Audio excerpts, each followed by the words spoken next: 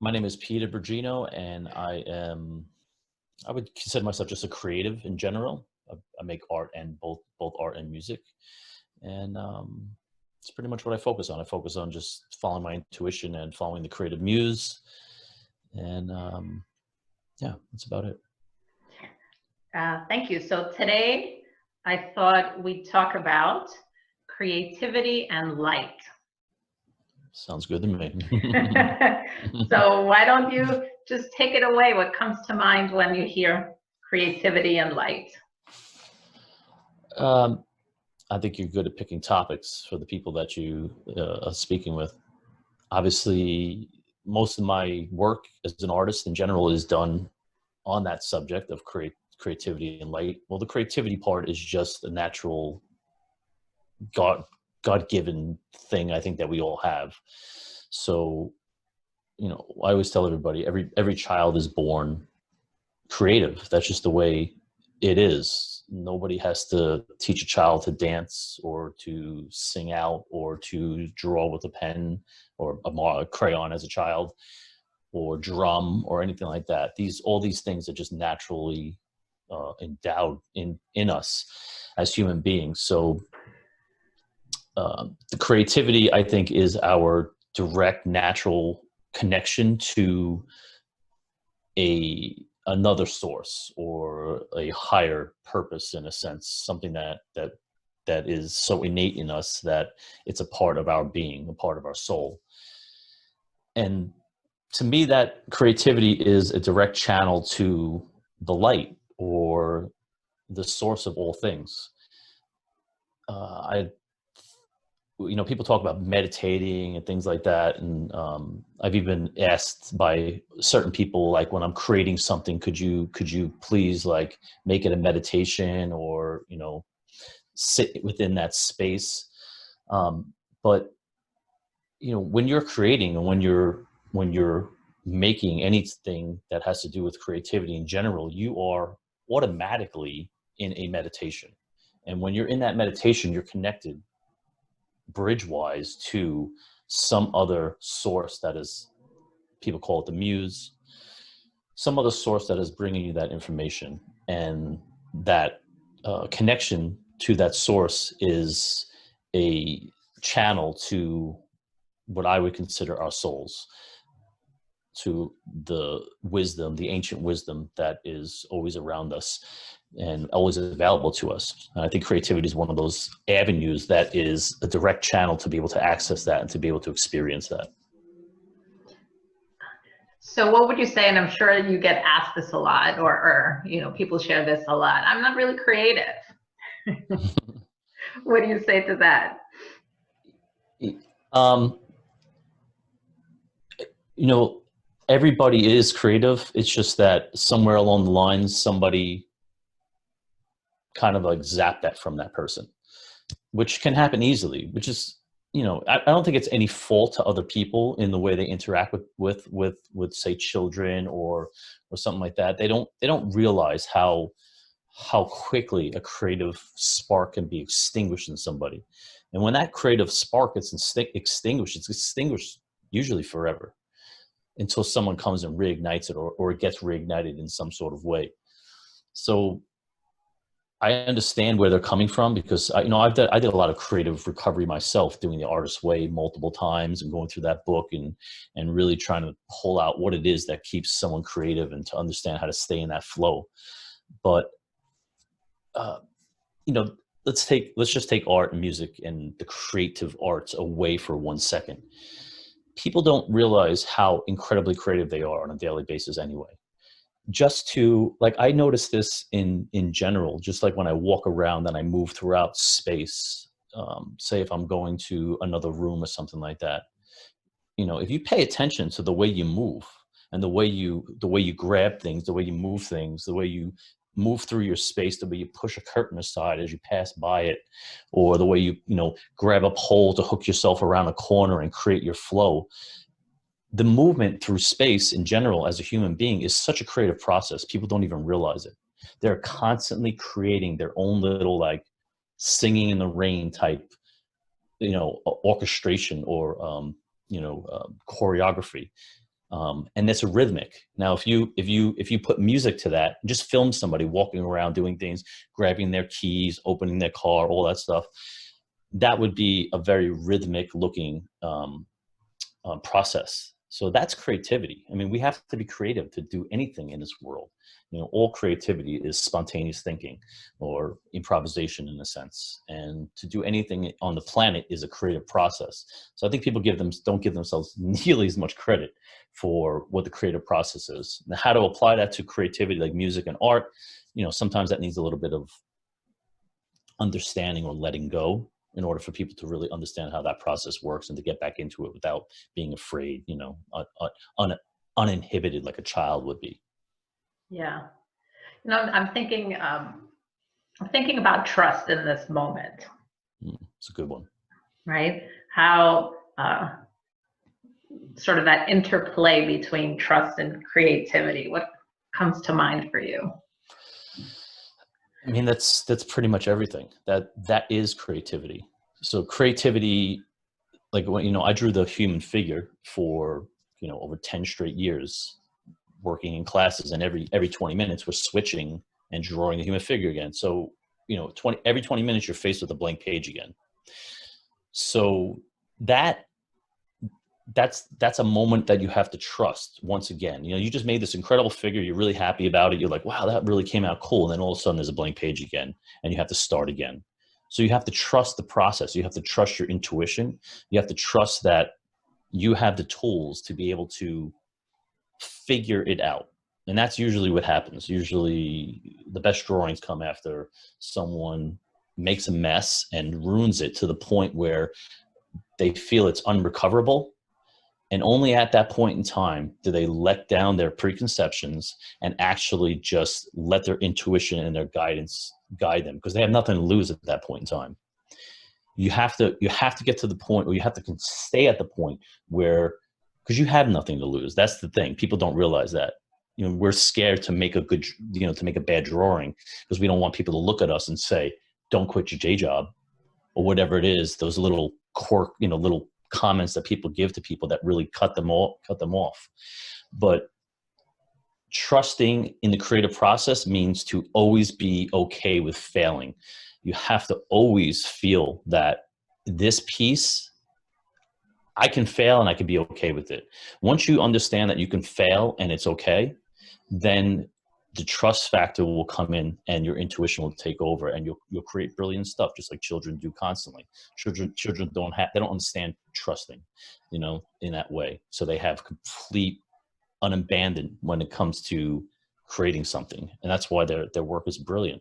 That's why Picasso wanted to paint like a child, to draw like a child as he got older, because he knew the freedom that a child has in their drawing abilities. Yeah. And just hearing you talk, it's really, you know, sort of that metaphor for, you know, you're talking about creating terms of art in this moment, but, you know, that constant life itself is a creative process. And I think that, you know, when you were talking about trusting and having nothing to lose, right? Even relationships, when we're in relationship, people are afraid, right? So they don't trust that perhaps what they're going to say, how is the other person going to hear it? How are, you know, so like being able, I think, to really live fully is being in that constant state of trust where that flow and that creativity in every aspect of life comes through.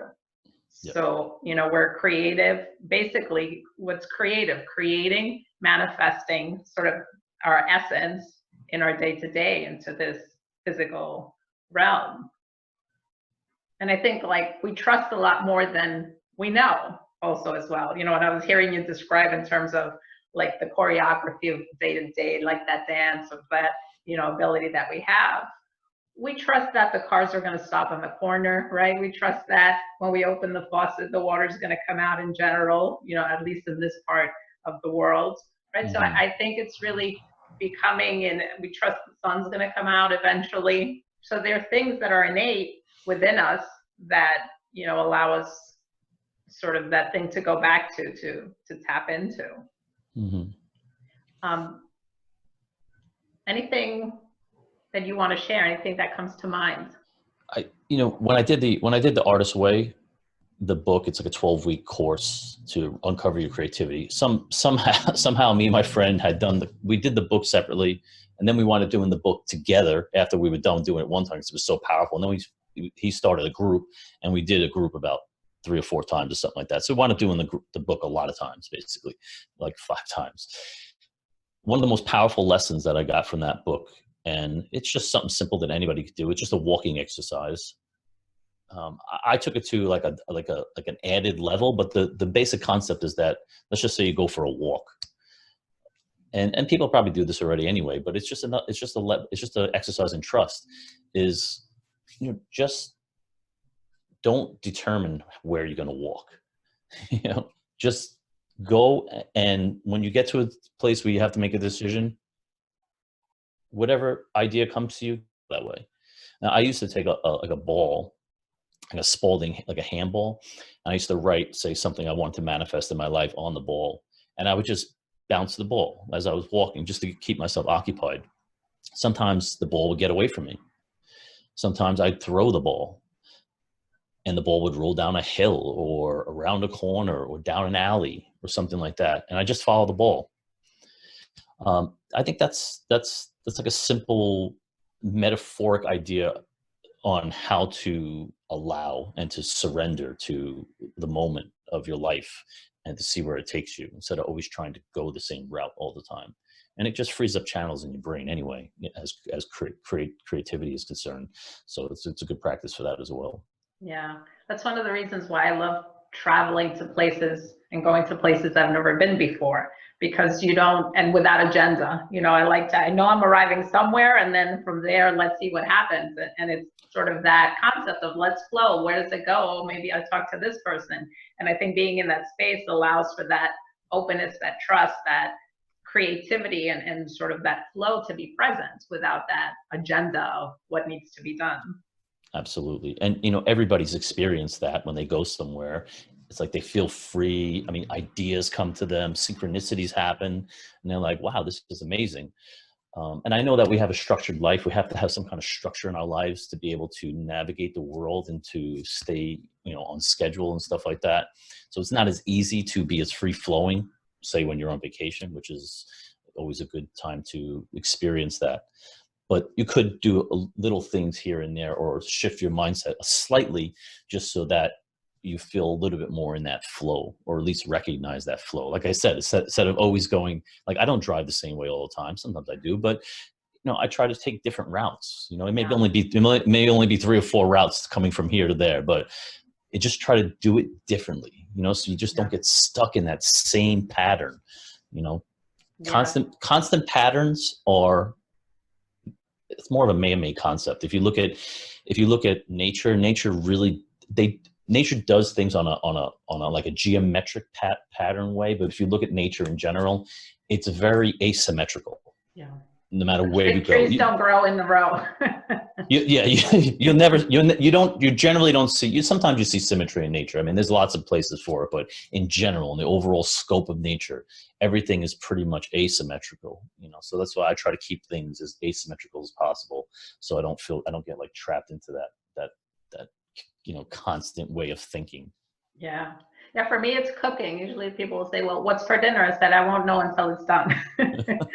Exactly. Because I really don't. It's like, let's see, what happens if I add this, or I throw this, or what's in here? And then Exactly. sort of like, that's for me a way like that flow, that creativity, as opposed to, it has to come out this way. I don't know what it's going to be until it's, until it's done. Absolutely. I do the same thing.